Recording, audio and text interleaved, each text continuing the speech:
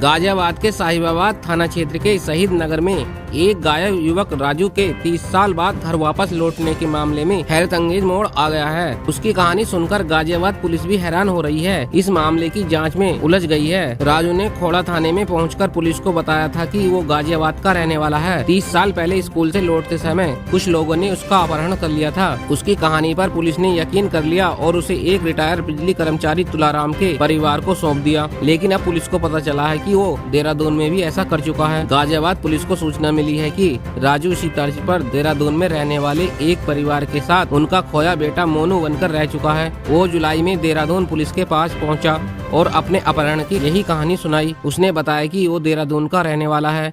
बचपन में उसका अपहरण कर कुछ लोग राजस्थान लेकर गए। वहाँ उसे बंधुआ मजदूर के रूप में रखा गया। उससे भेड़ बकरी चराने का काम कराया जाता था। उसकी कहानी को सच मानकर देहरादून के पटेल नगर इलाके में रहने वाली बुजुर्ग आशा देवी ने उसकी पहचान अपने खोए हुए बेटे के रूप में कर ली। वो उनके साथ घर में रहने लगा था। आशा देवी के पति कपिल देव शर्मा ने बताया कि घर वापस आने के बाद मोनू अक्सर उनकी बेटी के बच्चों से झगड़ा करता था। उन्हें घर से बाहर निकालने के लिए कहता था। उन्हें हमेशा उसके दावों पर संदेह था, लेकिन अपनी पत्नी की वजह से उसे घर में रहने दिया था।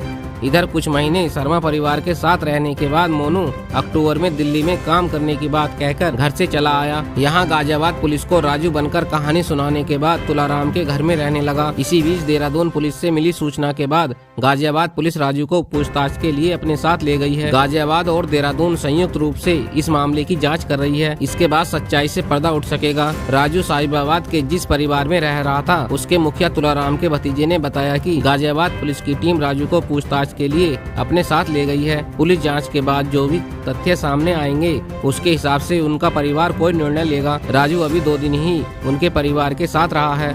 परिवार का कहना है कि वो कई बार अजीब हरकतें किया करता था। दिन भर तो घर में ठीक से रहता, लेकिन शाम होते ही बाहर जाने की जिद करने लगता, जबकि परिवार मना करता था। राजू ने अपने अपहरण और रिहाई की बहुत इमोशनल कहानी सुनाई थी। उसने बताया था कि उसे जैसलमेर में रखा गया था, जहां उससे बकरी चरवाई जाती थी। रात में जंजीर बांधकर उसे रखा जाता। कोई ड्राइवर बकरी लेने जैसलमेर गया था। उसने उसके पैर में जंजीर देखकर वजह पूछी तो उसने अपने अपहरण की कहानी बताई थी। इसके बाद ट्रक ड्राइवर बकरियों के साथ ही राजू को बैठाकर दिल्ली ले आया। राजू खोड़ा थाने पहुंचा। पुलिस ने 30 साल पहले के रिकॉर्ड निकलवाए, जिसमें तुलाराम के बेटे के गायब होने की बात सामने आई। पुलिस ने उनसे संपर्क करके उसे परिवार को सुपुर्द कर दिया, लेकिन अब कहानी में ट्वीट्स आ गया है। देश विदेश की खबरों से जुड़े रहने के लिए हमारे चैनल को लाइक करें, सब्सक्राइब करें और कमेंट्स करें।